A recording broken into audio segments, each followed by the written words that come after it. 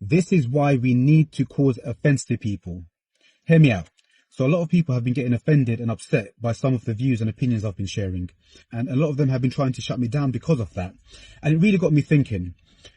Number one, do we have the right to offend people? And number two, is it morally okay to offend people? So on the first point, do we have the right? Well, we live in the UK. So yes, the law protects our right to offend people.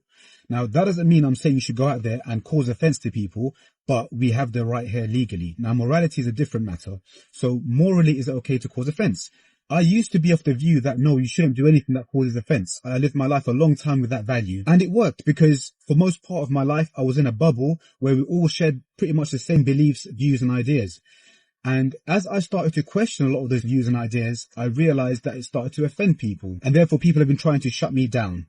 And the more they do that, the more I realized that actually I want to have the right to think and say what I want.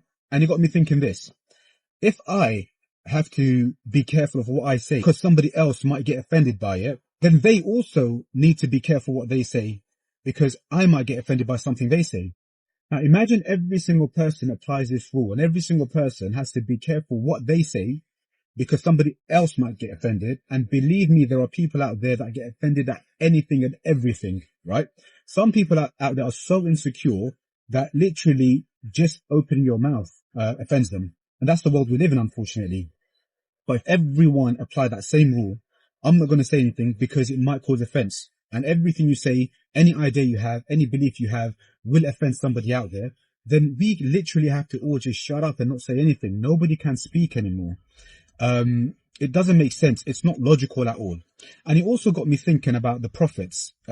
If you look at all the prophets, the prophet Abraham, Moses, Jesus, and the prophet Muhammad, peace be upon him, all of them came and they caused severe offense to the community that they came to. Look at the prophet Muhammad, peace be upon him.